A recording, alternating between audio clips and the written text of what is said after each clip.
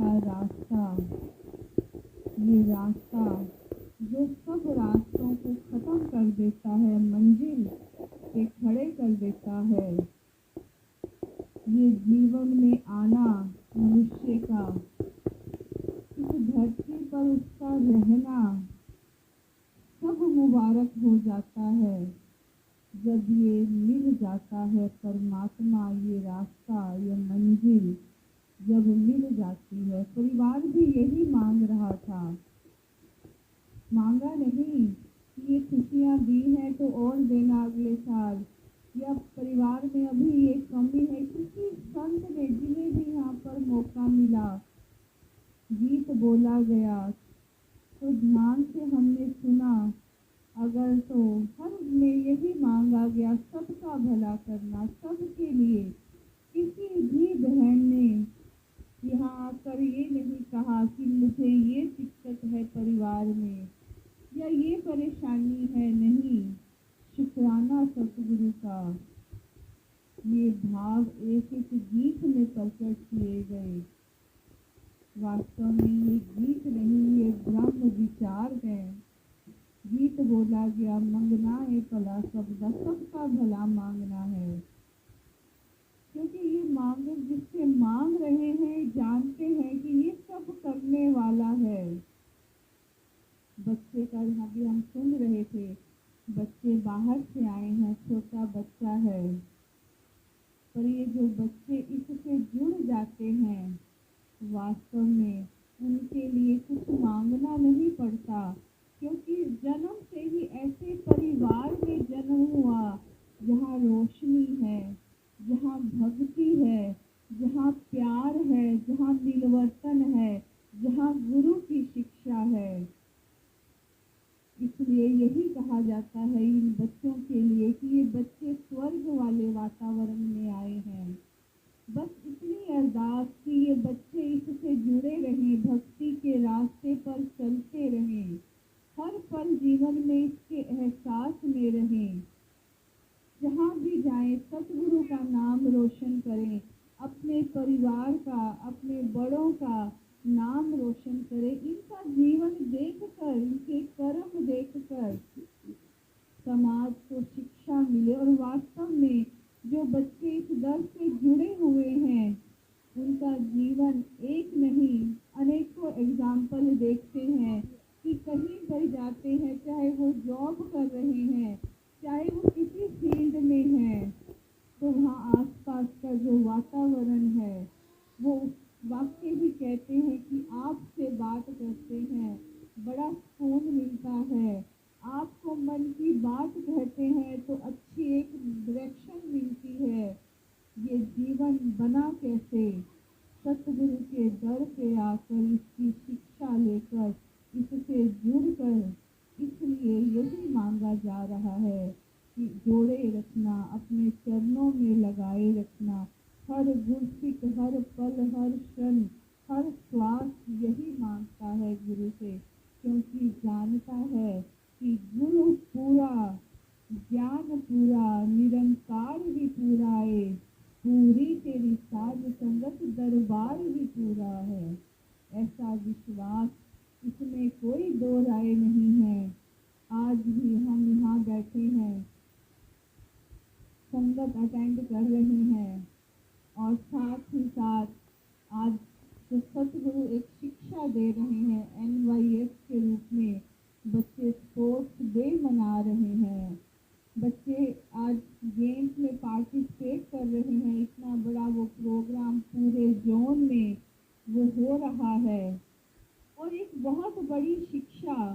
बच्चे वहाँ चाहे गेम्स में क्रिकेट खेल रहे हैं, बैडमिंटन खेल रहे हैं, पर वहाँ एक जो भावना है वो ये नहीं है कि ये टीम हार रही है, वो टीम जीत रही है, या मैं हार गया, वो जीत गया। नहीं, सिर्फ भाव, सतगुरु की सेवा, सतगुरु का हुक्म कि सब खेल रहे हैं, सिर्फ खेल है। ये ऐसी भावना सतगुरु ने बच्चों में आज भर दी है, क्योंकि यही स्वर्ग है, यही नरक है। दासी को कोरोना का जब समय था, एक ऑनलाइन संगत, अक्सर बहुत सी संगत थे, लिंक आते थे, तो जैसे समय होता दासी वो एक संगत का समय वो दासी फ्री होती थी तो वो रोज लगा लेना, सेम लिंक था। तो एक वहाँ महात्मा वो बैठे, वो जो होस्ट रोज करते थे, साथ में उनके फादर बैठे होते थे। एक दिन किसी महापुरुष ने उसी जूम मीटिंग में लिखा कि मुझे बड़ी खुशी होती है जब आपको देखता हूँ कि आपके फादर आपके साथ बैठे हुए हैं, आपने इनको साथ बिठाया है। काफी बुजुर्ग थे वो फादर भी, कि शायद सुनाई भी पता नहीं ठीक से देता था कि नहीं, पर उन महात्माओं ने उसी समय रिप्लाई किया कि मेरी कोई औकात नहीं है कि मैं इनको साथ बिठा सकूं, वास्तव में इन्होंने मुझे साथ बिठाया है, यही स्वर्ग है। कुछ और स्वर्ग नहीं है। जब घर में प्यार होता है, मिलवर्तन होता है, तो वही स्वर्ग होता है। कि हर चीज में परमात्मा नजर आता है। कि सुबह उठे हैं, सबको धन्यकार की है, इसका रूप दिखाई दे रहा है। घर में खाना बन रहा है, ध्यान निरंकार के साथ जुड़ा है तो लंगर बन रहा है। कुछ भी काम हो रहा है तो वो इसका ध्यान करके हो रहा है। ये विवेक, ये सतगुरु ने बख्शा है, ये ऐसे ही नहीं। इसलिए गुरसिख कहते हैं ना कि गुरसिख दे लब्बाते हरदम, अपने गुरु की कहानी रहे, गुरु की कहानी करता है। प्यार दिला विच नाम जुबाते ए जिंदगानी रहे, यही जिंदगी रहती है फिर कि अब ये मिल गया तो जिसका गुणगान करना है और दिल में सबके लिए प्यार रखना है, क्योंकि प्यार की जरूरत आज हर इंसान को है।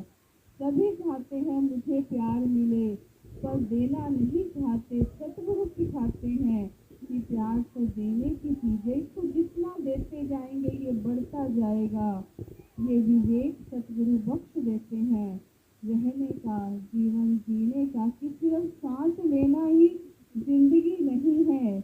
वास्तविक जिंदगी वो है जिसमें इंसानियत वाले गुण होते हैं, जिसमें प्यार होता है। ये ऐसा विवेक, कि विवेक जब जीवन में आ जाता है, कि विवेक वाला जन राहों में सोच सब समझ कदम रखता है, सोच समझ के चलता है कि करना क्या है वास्तव में। कहते हैं ना कि 2 साल का बच्चा, अभी हम बच्चों को देख रहे थे, 2 साल का बच्चा सीख जाता है बोलना कैसे है, पर क्या बोलना है, क्या नहीं बोलना, कब बोलना है, कितना बोलना है, ये सारी उम्र समझ नहीं आती। ये सतगुरु के चरणों में आकर जब विवेक मिलता है तो समझ आती है कि कोई ऐसा शब्द नहीं बोलना किसी के मन को ठेस पहुंच जाए, कोई ऐसा कर्म नहीं करना कि किसी का मन दुख जाए, किसी को परेशानी हो, क्योंकि हर एक में इस निरंकार का, इस परमात्मा का वास है। ये समझ मिलती है सतगुरु के चरणों में आकर। और विवेक की अगर बात करते हैं तो एक वो इतिहास की घटना भी कई बार ध्यान में आती है कि विवेक की कैसे जीत होती है। जो इंसान विवेक के साथ जीवन जीता है, कि कहीं वो इतिहास में जब एक द्रौपदी जी का जिक्र सुना, हम सब ने वो सुना, वो कैसे महाभारत हुआ, कैसे श्री कृष्ण जी ने गीता का उपदेश दिया। तो जब ये सब महाभारत खत्म हो गई तो एक उद्धव गीता लिखी गई। इसमें उद्धव जी ने श्री कृष्ण जी से पूछा, ये प्रश्न किया कि श्री कृष्ण जी आप तो बड़ा ज्ञान देते हो कि सबकी सहायता करनी चाहिए, लेकिन आपने इस युग में कई काम ऐसे किए जो मुझे समझ नहीं आए, तो मैं उनका उत्तर जानना चाहता हूँ। तो आगे से पूछा गया, उद्धव जी ने पूछा कि जब द्रौपदी पे इतना कष्ट था तब आपने उसकी सहायता क्यों नहीं की, क्यों इतना इंतजार किया। जब युधिष्ठिर जी वो खेल रहे थे, पासे फेंक रहे थे, तब आपने आके क्यों नहीं रोका उनको, क्यों नहीं मना कर दिया। मना नहीं किया, चलो कोई बात नहीं, फिर उनको आपने हारने भी दिया। आप चाहते तो ये युद्ध ना होता, लेकिन आपने ऐसा नहीं किया। आप बातें तो बहुत आपने की, लेकिन आपने कर्म क्या किया। तो आगे से जो श्री कृष्ण जी ने फरमाया कि जब युधिष्ठिर खेल रहे थे दुर्योधन के पास, दुर्योधन के साथ खेल रहे थे, दुर्योधन के पास सब कुछ था, पैसा धन दौलत थी, समझ थी। उसने उस समय जीवन में विवेक से काम लिया। वो जानता था कि मुझे ये खेल नहीं आता, अगर मैं खेलूंगा तो हार जाऊंगा। उसने अपने मामा को आगे कर दिया। युधिष्ठिर भी अगर विवेक का इस्तेमाल करते और मुझे कहते खेलने के लिए, तो फिर कौन जीतता। फिर पूछा कि ठीक है, उसने विवेक का इस्तेमाल नहीं किया, पर आप एक बात बताओ, आपने क्यों नहीं हाँ करी, आप क्यों नहीं वहां जाके उनकी सहायता करी। तो आगे से श्री कृष्ण जी ने एक बहुत अच्छी बात समझाई कि मैं कभी कुछ नहीं करता, मैं सिर्फ साक्षी हूँ, मैं देखता हूँ। मैंने हर इंसान को समझ दी है, विवेक दिया है, उसको इतनी समझ बख्शी है कि उसने कर्म कैसे करने हैं।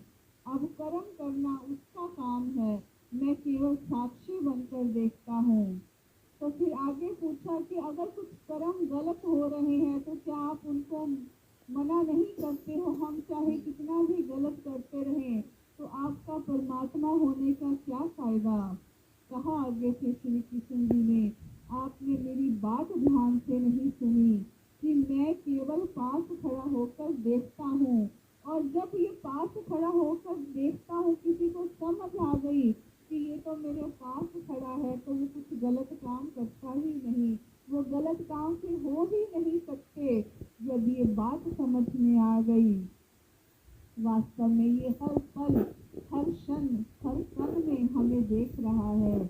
ये समझ तभी आती है जब परमात्मा को हम देख लेते हैं, इसे अंग संग देख लेते हैं। और आगे भी समझाया कि द्रौपदी की बात करते हो, तो द्रौपदी ने तो मुझे पुकारा ही नहीं, और मैं तो खड़ा होकर इंतजार कर रहा था कि मुझे कब पुकारे।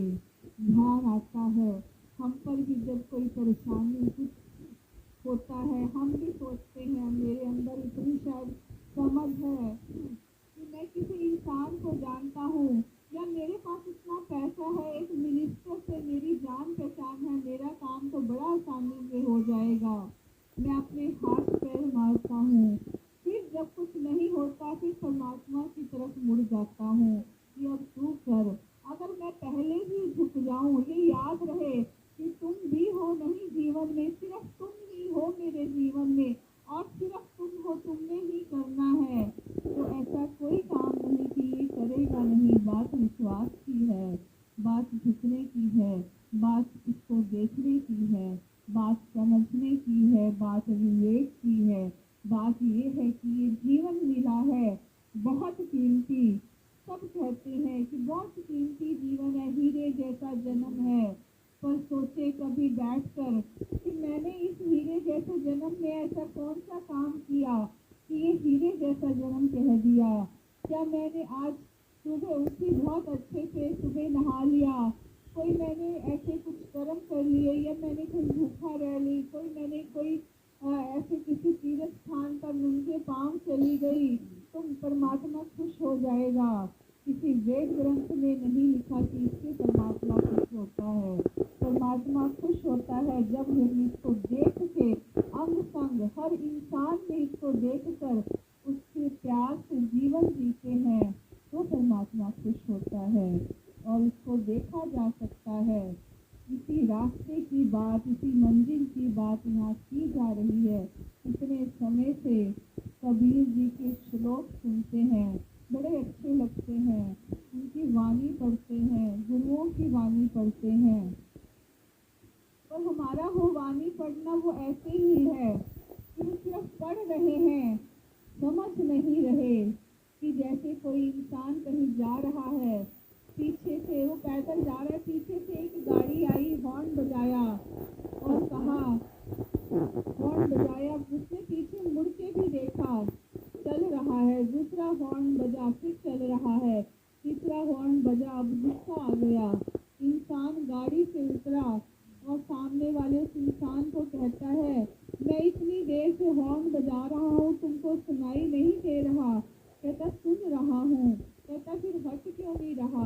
कहते, आपने हटने के लिए तो कहा ही नहीं। आपने हॉर्न बजाया, मैंने सुना, आपने फिर बजाया, फिर मैंने सुना। विवेक का इस्तेमाल नहीं हुआ। ये विवेक ऐसे समझ नहीं आता। ये सतगुरु की कृपा से समझ आता है कि इस जीवन में विवेक क्या है। कबीर जी का दासी जी को सुन कर रही थी कि वो बिल्कुल उन्होंने कभी किसी स्कूल में नहीं गए, पर ये परमात्मा को पा लिया तो ऐसी वाणी लिखी, ऐसे श्लोक लिखे कि आज उनके एक एक श्लोक पर पीएचडी की जाती है, डॉक्टर्स बनते हैं। क्या लिखा उन्होंने? उन्होंने ही लिखा है कि बैठा पंडित पढ़े पुराण। कि एक पंडित बैठा हुआ है, कोई घटना ऐसी उनके यहाँ हुई, बहुत लंबी दासी उसका जिक्र नहीं करेगी, तो वो पंडित को कह रहे हैं कि पंडित बैठकर पुराण पढ़ रहा है। बैठा पंडित पढ़े पुराण, बिन देखे का करे बयान। बिना देखे परमात्मा का बयान कर रहा है। तुम कहो कागज की लेखी, तुम्हारे पास जो ग्रंथ है तुम उनकी बात कर रहे हो। मैं कहूँ आंखों की देखी, मैं आंखों से देखे हुए परमात्मा की बात कर रहा हूँ। क्या मतलब हुआ कि परमात्मा को देखा जा सकता है? श्री कृष्ण जी भी यही कह रहे हैं अर्जुन को कि देख मेरा विराट स्वरूप। नहीं कहा पढ़ने के लिए, नहीं कहा सुनने के लिए, देख रहे हैं। एक नहीं, अगर अष्टावक्र जी का सुनते हैं जिक्र, तो राजा जनक ने कहा कि रकाब की एक तरफ पैर रखें, दूसरी तरफ रखने से पहले परमात्मा दिखाना है। अष्टावक्र जी ने दिखाया और बिल्कुल इसमें कोई भी दो राय नहीं है। आज जो महात्मा यहाँ बैठे होंगे, जिस परिवार में संगत हो रही है, हम सबने भी वही परमात्मा देखा है। इसीलिए इस तरह से खुले में लगाकर जगह जगह पर जाकर ये आवाज दे रहे हैं। वो एक कहावत पंजाबी की कि पल्ले होवे सच से कोठे चढ़ के नाच। कि अगर आपके पास सच्चाई है तो आवाज दो।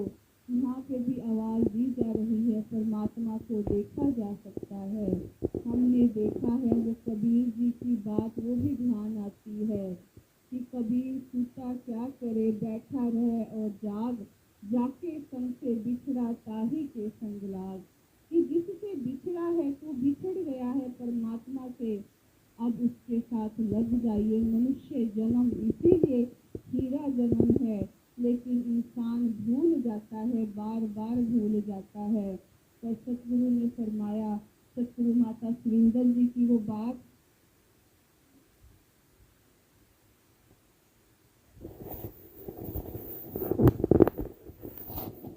सतगुरु माता सुरिंदर जी की वो बात ध्यान आ रही थी कि उन्होंने फरमाया कि जीवन एक उत्सव बन जाता है जब इसका परमात्मा का एहसास मेरे जीवन में हो जाता है। क्योंकि फिर एक वो सरल वाली, सहज वाली, सुख वाली अवस्था बन गई। सुख कौन नहीं चाहता? बच्चा घर में होता है तो हम एक वो कोशिश शुरू कर देते हैं, खुशियाँ तो मनाते ही हैं, लेकिन साथ साथ एक जिम्मेवारी कि बच्चे का घर में जन्म हुआ है, जितनी अपनी समझ है, जितनी अपनी ताकत है, सब लगा देते हैं उसको अच्छा से अच्छा स्कूल, अच्छे से अच्छा कॉलेज, अच्छे से अच्छा जीवन देने में।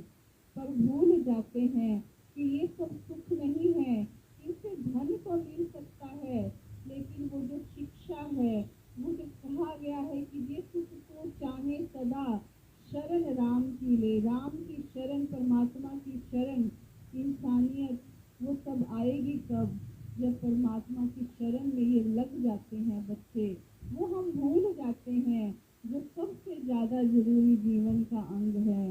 ये सदगुरु फिर समझाते हैं कि जब इसका एहसास हो जाएगा, परमात्मा अंग संग दिखेगा, तो जो हमारा जीवन है वो एकदम सहज वाला, उत्सव वाला, उत्सव त्योहार, त्योहार मतलब खुशी, वो जीवन खुशी वाला हो जाता है। क्योंकि फिर कोई चिंता फिक्र नहीं रहती। इसीलिए समाज में कहते ना, संत ना होते जग में तो जग समझता संसार। ये संत ही हैं जो जगह जगह जाकर ये आवाज देकर ये ठंडक फैलाते हैं। ये तपिश है जो घृणा की, नफरत की फैली हुई, इसको ठंडा ठार करते हैं। ये सतगुरु ऐसी शिक्षा बख्श देते हैं। जहाँ रहते हैं आसपास का वातावरण, आसपास पड़ोस, वाकई ही कहते हैं कि ऐसे गुरु की शिक्षा, कि महान है ऐसे गुरु। सतगुरु माता सुरेंद्र जी ने जैसे फरमाया कि कीचड़ होता है उसमें कमल का फूल खिलता है। अगर कीचड़ आके ऊपर पड़ता है तो कमल का फूल भी ऊपर उठ जाता है। ऐसे ही ये संत फिर रहते हैं माया में, माया से ऊपर उठकर कर्म सब करते हैं। अपना जीवन जीने के लिए मेहनत की कमाई भी करते हैं, लेकिन सब एक अकर्ता भाव से। जैसे श्री कृष्ण में दासी जी ने कहा, शुरू में श्री कृष्ण जी ने कहा कि जो मुझे देख रहा है हर पल, उसका कर्म भी फिर ऐसा होगा कि करने वाला तो ये खड़ा है मेरे पास, मैं तो सिर्फ एक साधन हूँ। वो अकर्ता भाव से कर्म करता है। सतगुरु माता सुरेंद्र जी ने ये भी फरमाया कि अगर बहुत से कमल के फूल खिल जाते हैं, यानी कि बहुत से जब ज्ञानी संत इस धरती पर होते हैं, वो कीचड़ भी ढक जाता है। वो माया, माया सिर्फ वो नहीं है धन दौलत, हर वो चीज जो परमात्मा की भक्ति में रुकावट बनती है, वो उसको माया कहा गया है। इस माया से बच जाते हैं, इस परमात्मा से जुड़ जाते हैं। और जो ये हम इंसान भूल जाते हैं हर पल की जीवन मिला किस लिए है, वो फिर ये परमात्मा के साथ जुड़कर सतगुरु की समझ में, इसकी रजा में रहकर फिर वो समझ आ जाता है। वो राजमाता जी की बहुत साल एक पहले एक वो स्टोरी सुनी, छोटी सी बात कहने को वो एक छोटी सी स्टोरी, लेकिन उन्होंने शिक्षा दी कि जब इंसान भूलता है तो जगह जगह वो ठोकर खाता है, फिर जब सतगुरु मिलता है तो समझ आ जाता है। छोटी सी स्टोरी में उन्होंने समझाया कि एक इंसान का पेट खराब हो गया, वो डॉक्टर के पास गया, और जब डॉक्टर के पास गया और डॉक्टर ने दवाई दी और कहा कि घर जाके तुमने खिचड़ी खानी है। अब वो पहली बार खिचड़ी शब्द सुना, पुराना समय, वो चलते चलते सोचता है कि मुझे ये याद कैसे रहेगा खिचड़ी शब्द। तो वो खिचड़ी को खाचड़ी खाचड़ी वो करता चल पड़ता है। खाचड़ी वो खा खिचड़ी का खाचड़ी हो जाता है। आगे जाता है एक किसान, वहाँ से अब चिड़ियों को उड़ा रहा है। अब वो कह रहा है खा चिड़ी। किसान को गुस्सा आया, उसने उसको थप्पड़ लगा दिया कि मैं तो भगा रहा हूँ और तू चिड़ियों को खाने के लिए बुला रहा है।